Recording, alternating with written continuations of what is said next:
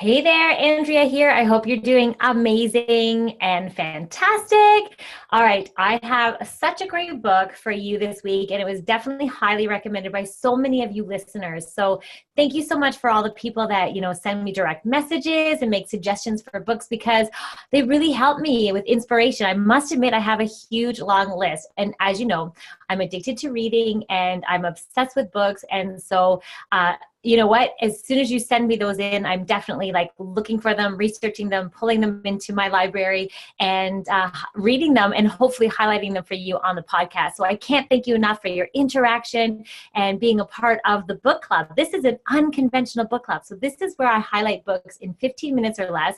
As you know, I usually go a little over 15 because it's so hard.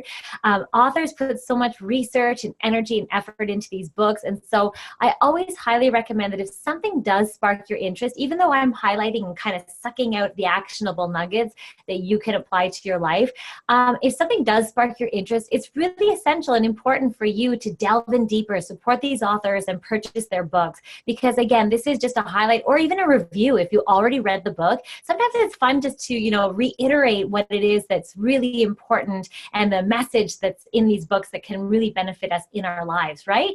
All right, so the book that I highlighted this week, you're going to be so excited, is called Girl, Wash Your Face. Stop believing the lies about who you are so you can become who you were meant to be.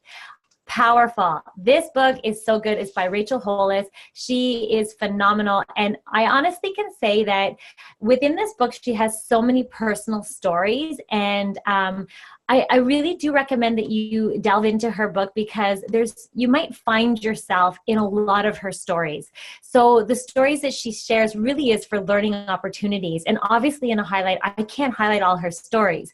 So I do recommend purchasing the book if something sparks your interest or really resonates with you here, because you may see little pieces of you within her stories that might really resonate with you. I know I did. So I do highly recommend that you purchase this book and read it because it's so fantastic. But let's jump in and really highlight this book nicely for you so that you can get a taste of what it's all about.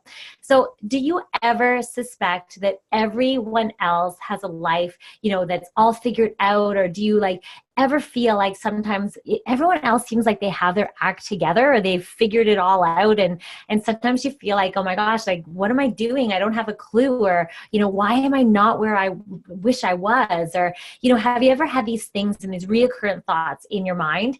I know I have. So Rachel Hollis, she has something to tell you about this, and she's basically telling you that it's all a lie. So all those things that you say that are actually holding you back are actually lies. And it's amazing because throughout her whole book, she really isolates some typical lies that we tell ourselves that are holding us back. So get ready, because we're totally going to unpack and examine the falsehoods of all these things that might be holding us back or that we're telling ourselves, and it's preventing us from living with passion and living with that hustle and this motivation. So this book really resonates on so many levels because it kind of calls us on our BS, so to speak. So if there's something holding you back and you're coming up with these lies or these things that we tell ourselves that simply aren't true. And there's so many fantastic actionable nuggets within this book. Now, if you're male and you're listening or watching, this book is also for you because, let's face it, even though it's called Girl, Wash Your Face, and the target market is definitely women, there's a whole section about mothering within the book and being a good enough mom. This book is still also fantastic for you men listeners and viewers out there. So, don't go away. Just please listen because there's so many fantastic, wonderful tips in here as well for you. All right. So the thing is that we must first understand the lies that are getting in the way of us leading a fulfilling, fantastic life for ourselves. From all those lies that keep us small. So the idea here is to understand those lies, and then you're going to be able to better become that person that you want to be. You'll have more control over what you do with that information, like with the lies that you're telling yourself. You actually change it and see them for what they really are.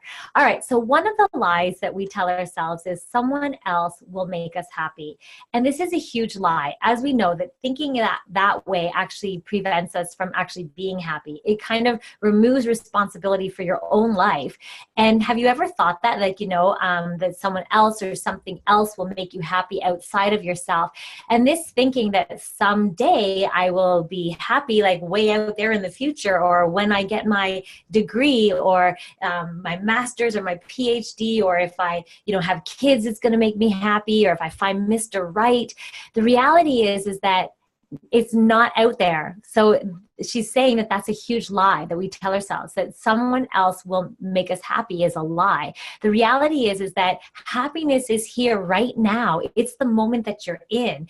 And so when you're fully engaged in your life and you're involved in your life and you're choosing what it is that you're doing, you're choosing to enjoy your own life, like your life the way it is right now, then that's so empowering. And that's actually the truth. So it's all about, you can still find happiness in the moment that you're in, and you can think about the future, but at the same time, it's really all about who you are right now in this present moment, and focusing on you alone, and that nothing else is going to make you happy, that you yourself have to take personal responsibility for your happiness. So some of her tips around this lie were about stop comparing yourself to others and choosing to enjoy your own life. So really focusing on you, and it doesn't matter where you're at. And, I've heard that expression of don't compare yourself to someone else's ruler, right? Don't measure yourself on someone else's ruler. And that's so true, right? So the idea is to not compare yourself to someone else. And that's when you stop comparing, you're kind of focusing on you and where you're at and your own happiness, and being responsible essentially for your own happiness.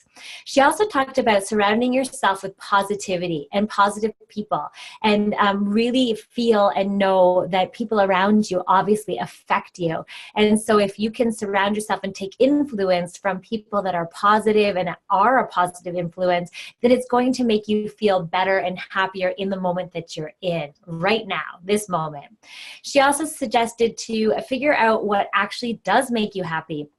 And last week we highlighted the book Happiness by Design, and that was all about really looking in and designing your own happiness based on what actually does bring you happiness, not what should bring you happiness. So taking that ownership, so figuring out what actually brings happiness to your life. What is it? And make sure that it provides you with this pleasure as well as a sense of purpose. And so choosing these things and the people that actually bring you joy is how you're going to be happy right here in the moment, and not relying on someone else or a level of income or education or something else outside of ourselves to make us happy. It's actually up to us. All right, so another lie that we tell ourselves, and I didn't go into all her lies, but there's so many within her book, which is so fantastic, is I'll start tomorrow. How often have you said that? I know I say it, right? I've said it before. And so do you know, like basically, you think, okay, like think about the going to the gym, I'll start tomorrow, right? And I always think about, those people that are committed to things and they follow through and they always show up. Like I know my dad, if he says he's going to pick up my kids, he'll be there at 8 o'clock to take them to their rehearsal or whatever it is. He is there 10 minutes before 8 o'clock. Like he is so reliable, so consistent, and that's so fantastic, right? So the idea is that we want to adapt the lie that we tell ourselves is that we'll start tomorrow, and it actually we become unreliable. And then what happens is that we are kind of lying to ourselves that we're putting things off because you don't really end up doing it tomorrow. And it's actually a lie. So her suggestion is to really take ownership of this. If you choose to not break promises to yourself, like stay fully committed, and if you say you're going to start something tomorrow, make sure you start it, like follow through, like make sure you're reliable on these things, and setting these intentions and then making commitments to them, and that it's really up to us. So her action was to start with small goals and make sure you follow through on them. And it's almost what comes to mind for me in positive psychology is exercising that muscle, right? So the more you do something, the more you become stronger at it. You create the neural networks to help it actually prove to be true, and also helps you so you can follow through. So keep practicing that commitment, staying committed to something, following through on the actions. And the more you do it, the better you will get at it.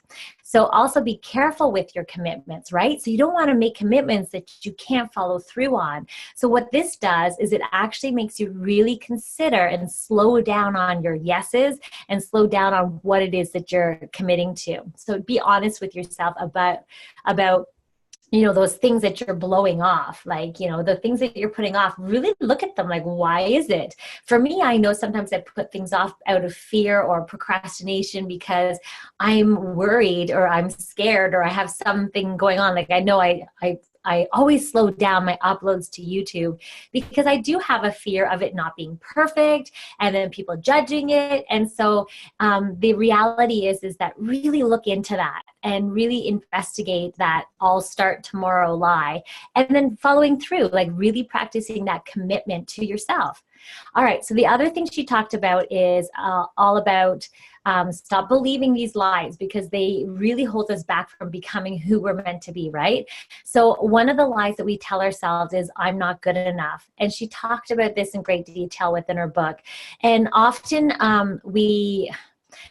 in our past, sometimes what happens is we get praise for accomplishing things, and we get recognition, and we feel accepted when we do good things. So then what happens is oftentimes is we perceive that if we're not, getting praise, or we're not doing good things, then maybe we're not good enough, or maybe we're not accepted. And so this I'm not good enough thing really holds us back. And so if you don't feel like you're good enough, then it's hard to take action.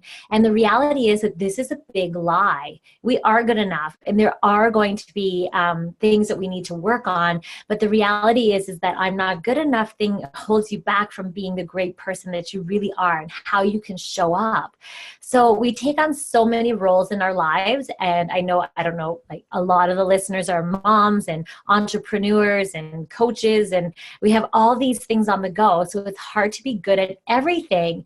So just because we're not superwoman in every single category in our life, it doesn't mean that we're not good enough. And she really talked about this within their book, and it was beautifully written. And so the reality is that you want to work through those feelings of not good enough, and you want to work through these stories and this lie that we tell ourselves. And where does it come from? All right. So the other thing is that instead of, you want to hustle for joy, not compensating for something you don't think you are. So the hustle, you want it to come from a place of excitement and joy and providing value and making a difference, as opposed to sometimes hustle and overworking and workaholism. Like when you become a workaholic, you might be overcompensating for that feeling that you're not good enough. And that's what she was talking about. And she did suggest that one of the action steps is work through those feelings, maybe see a therapist or a life coach that can help you uncover these insecurities that maybe are holding you back from your greatness. And the reality is that you want to put yourself first on the list of priorities. Look after yourself, exercise self-care, and recognize that you are good enough, even though some places we won't be superwoman and some places will not be perfect. And that's the reality, right? That's a big lie that we tell ourselves, that we're not good enough, that actually can be holding us back. And it hides, right? It hides in procrastination and that sort of stuff. So, okay. So the other thing she talked about, one of the lies, is I'm better than you. And it's not what you think. So I'm better than you lie is basically when we catch ourselves judging others, or when we are putting someone else down. So when we put someone else down, it actually is coming across that we think that we're better than someone else. And it's really, there's no place for this, and it's actually holding us back. So she talked all about, why do we gossip? Why are we pointing out flaws in others? Like there's no place for it. Like pointing out other people's flaws does not diminish your own flaws. And it actually is a place of insecurity when we are judging or pointing out other people's flaws. So she talked about that, how the words have power that we say. And it doesn't just have power, it has power towards those people that aren't even present. And you're whispering behind people's backs, but it actually does affect, it doesn't help you in any way, and it doesn't serve you in any way. away. So the idea is to get past this desire to judge or compare yourself to other people, because it's just going to make you feel bad. And it holds you back from the person you were meant to be. So the reality is that catch yourself. And one of her action steps is like, be your own gossip police. Catch yourself when you're, gossiping, or when you're judging someone, or when those thoughts come up. Really recognize them and be your own gossip police. It's like, write yourself a ticket. All right. So the other thing is to deal with your own insecurities. So when any sort of judgment or gossip seems to come up for you, flip it around and kind of look at, okay, what is in this? What are my insecurities, and what would make me feel better? Because the judging and the competition, or it doesn't serve us, and it actually holds us back. Make space for other people's success and build yourself up so you feel fantastic. Great message. I love that one. All right. So the other lie that we tell ourselves is loving him is enough. Loving him is enough for me. And this is the big lie. So thinking that we have to have someone in our life, or we have to have a relationship in our life, regardless of whether it's healthy or unhealthy, is really, really a big lie, right? So she really challenges us to investigate dysfunctional relationships. And this is amazing, because sometimes it's really hard to recognize when you're in a dysfunctional relationship. And I can vouch for that, because I've been in a few. And so the reality is that when you're in love, sometimes, like they say, like that love makes you a little bit blind. And so her message within her book, and she has a beautiful story in there about her love story. And the reality is that sometimes we think that our relationships are actually helping us, but really they may not be. They may be holding us back from the person that we were meant to become. Dysfunctional relationships are a sign that you're not able to value yourself. So if you are in a dysfunctional relationship, or you know in your gut something isn't right, you need to be willing to walk away and choose your own self-respect. And she talked all about that within her book as well, and that sometimes that is a great lie we tell ourselves. And I know for me in my marriage, I kept saying, it's going to get better, it's going to get better. And ironically, it did not get better. And I probably stayed in that marriage 5 years longer than I should have. So staying in relationships with a partner that doesn't truly value who you are is a waste of your time, and is really not, it's not going to serve you in the long run. And so she did talk about that. So sometimes you need to be willing to walk away, even if it means, breaking your own heart, and because it's holding you back from the greatest form of self-love, which is walking away from dysfunctional and unhealthy relationships. So her tips in this section, I know it's a tough one, is having a sounding board. So I know this one helps me a lot as well. It's just sometimes we can get clouded by our own thinking and in the relationship. And so having a good sounding board, like a best friend, someone to talk to, is really, really effective to help you with that. And then also be aware of your boundaries, right? Set those boundaries. Like I know with my boyfriend, we had a bit of a challenging time over the past year, and my boundaries kept getting crossed, and I finally had to be exactly that, willing to walk away in order for him to realize, wow, that's her boundaries. I've overstepped them. I need to make this right. And that's exactly what needed to happen, right? So setting those boundaries is a form of self-respect and self-care, and really, enforcing those boundaries. And then also, she suggested within her book, rather, to look at it from someone else's point of view. And I love this one. Like you zoom out the lens and you look at it as if you're someone else looking in, like a fly in the wall, looking at what's going on. Sometimes that's a really effective way to see your relationship, because sometimes you realize, holy cow, would I ever tolerate someone talking to me like that? Or holy cow, would I ever, if I first started dating this person, would I be okay with him coming home at 4 a.m? Probably not. So, you kind of, if you're a fly on the wall and you look at it from a perspective of, is this would someone else say that this relationship is healthy? Anyway, I thought that was a fantastic point that she brought up within her book. The other thing she talked about as one of the lies that we are telling ourselves that's preventing us from becoming who we're meant to be is that no is the final answer. This is a huge lie. If someone says no to you and it's something that you are so passionate about and is part of your purpose and your plan, no, refuse to take no for an answer. Like, that isn't the final answer.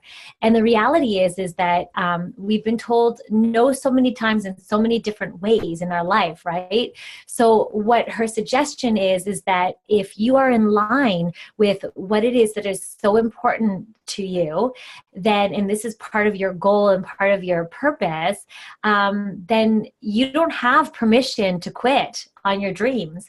And I love the way she put that. So her action piece is, keep your eyes on your goals, regardless of what gets in the way, regardless of what people say, regardless of your no's, and seek alternate paths. So look at other ways that you could potentially reach your goals, and don't take that no for an answer. And also keep your goals in plain sight. So, how do you stay fired up for your goals? How do you, really rev your motivation up? So what keeps you excited about your projects that you're working on? And don't let that no get in the way. Don't let people get in the way. But she's saying not to be obnoxious about it. If someone says no, you don't keep hounding them until they get a yes. You might look at other paths and other options. Okay. This next lie completely resonates with me, because this is something that sort of I say a lot, and I have caught myself saying it a lot too. This lie is, I should be further along by now. This is a huge lie. And I don't know about you, but have you said that when you wish that your career was a little further than you thought you would? Wish that you were, married for X amount of years, or wish you should be further. It's like you should be further than where you are right now. It's like, that's such a huge lie. And the reality is that, and she used the example, it was so cute, is imagine a little baby about to take their first steps, and then they finally try their first steps, and then they step a couple of things, they stumble and they fall on their butt, but they're so excited because they took those first little steps. And she'd be happy, the baby would be happy and excited. But then what if you turned and looked at them and said, good job, but you should be running by now? That poor little baby. Oh my gosh. So think of that in terms of you, right? This negative self-talk can be really damaging. This can be really emotionally abusive, right? It's like you should be further along than you are. It can be really, really damaging. And so it's really, I thought that was such an interesting analogy, right? We wouldn't yell at a baby because they're taking their first steps and because they're moving forward and they're progressing. So the reality is that this negative self-talk can be really damaging and emotionally abusive, actually. And for what? Because you haven't lost as much weight as you'd like to, or because you haven't established the career that you wanted or you thought you would be at, or because you aren't married, or, you just got to stop believing in this perfect timing thing. Everything happens as it's supposed to, and it's happening exactly the way it's supposed to. So within her book, she is saying that this is a big lie. You shouldn't be further along than you are. You are exactly where you're meant to be. All the learning is happening now. Everything is exactly the way it's supposed to be. So here's her action tip. So if you're like me, and this is one that you do and you say to yourself, and it's a big lie, here's her actionable nuggets for you. So first, make a list of all the things that you have accomplished so far. Like, write yourself an actual letter about your tenacity, about how far you've come, all the things you've accomplished, everything you've worked on, about how hard you've been working towards your dreams. And make that list, and then force yourself to look at that list and think of all those things that you've accomplished, and really realize that you're actually wrong. You're actually, look how much you've progressed. Look at how far you've come. You're exactly where you're supposed to be. And I thought that was a really nice exercise and probably very powerful. So let's do it. All right. So the next thing, she also said to talk to a friend. And then she says, when you talk to your friend about all the things that you've done and accomplished, and that you feel like you aren't as far as you should be, you'll actually realize how ridiculous that it sounds. And I thought that was so true and funny because it's like, oh my God, I thought I would be, making X amount by this time and have this many books. It's like, well, actually, do you realize, like, it's amazing how just having that sounding board could be very beneficial. She also suggested to set goals without any time limits. And that's huge, right? How many times have you put time on your goals? And I thought that was powerful because they always say to make your goals timely.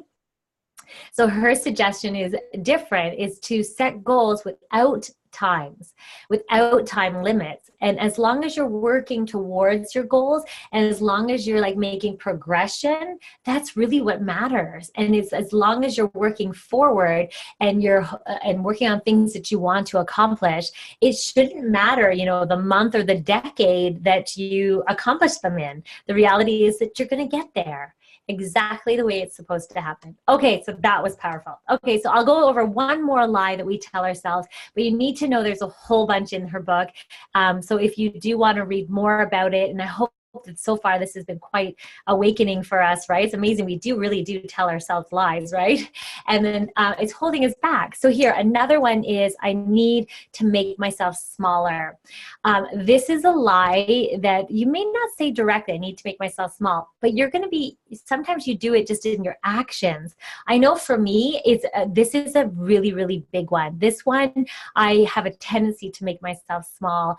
And it's pretty common in women, actually. Like, so think about how often that you've said, oh, well, this is my hobby, or this is just something I do on the side, or my job is being a mom, or I'm just a mom, right? Think about that. It's amazing how we can continue our lives and we are basically downplaying our greatness and we're playing small as a result. And why do we do that? And in her book, she was saying that we basically do it because we want to make other people feel more comfortable. Isn't that insane?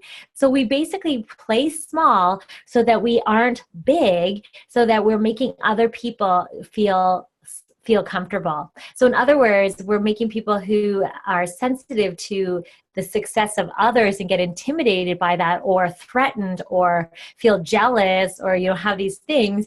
That is the response to it. Isn't that crazy? So we play small because we don't want anyone to feel less than. And this is crazy. So what she was saying within her book is how we're muting ourselves. We're basically out of fear of what other people might think. We're muting ourselves out of fear that someone is going to feel not great about themselves. So she's encouraging that if you're an entrepreneur and you're your mom and or whatever it is that you're doing, she's encouraging us to not play small, not downplay our greatness, not mute what it is that you're doing. And I remember saying actually the other day, I'm like, oh yeah, no, it's just I do this fun podcast, and I kind of just like, I said it on the side, but meanwhile, the podcast is doing so well, and it's actually what's fueling my sense of purpose and passion. And it's so funny that I downplay it and I almost don't even promote it, but meanwhile, it's helping so many people, it's providing value. And so I do challenge you, and I'm working on this as well, how it is that we can really just expose ourselves and be big, play a bigger game.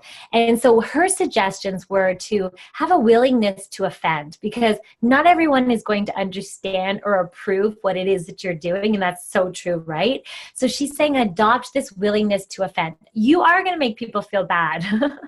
And not everyone's going to like you. And so the reality is that we really do want to be willing to offend people and just own your greatness. And then she also talked about being able to make a bold statement. So being able to, like, you basically decide who you are, how you show up, how big you play a bigger game, and just own it. And the reality is, don't apologize for your greatness. Don't make it small. Don't mute what it is that is so spectacular. So you decide who you are, and you make a choice every day to show up. And she said unapologetically. So don't apologize and don't hold back what it is that you're so great at. And that's why a lot of women, is what she's saying, end up just playing a smaller game. And her thing is that, you know what, it's preventing you from doing great things and being, your best self. And then she also talked about start consuming content and really listening to other people speak, listening to podcasts, reading your favorite books, and that sort of stuff, because you're listening to your kind of mentors and your people who inspire you and people who help you learn will help you feel like you also can expand and be and do great things. So this book is so powerful. So the truth is that we are the only person responsible for who we become and how happy that we are. We are responsible. So life is literally up to us individually. No one else is responsible for. So the lies that we tell ourselves are getting in the way from us really doing great things. So, so she also talked about how identity, that lies within us. So basically, when we tell ourselves these lies, oh my God, I totally went off topic there. When we tell ourselves these lies, is holding us back and preventing us and destroying us from taking ownership of our lives. So getting rid of these lies is a wonderful way to really just step into our life, and that we're the only person responsible for who it is that we're becoming and how happy we are. So she's basically telling us, and this is my takeaway, is don't let the lies get in the way of your unique gifts and talents. The main message here is that, you know what, you're good enough already. That and the analogy I remember that she used within her book was the caterpillar, right? The caterpillar itself is awesome, but if the caterpillar stopped there, we would miss the amazing, beautiful creature that they actually become. So don't stop yourself at caterpillar.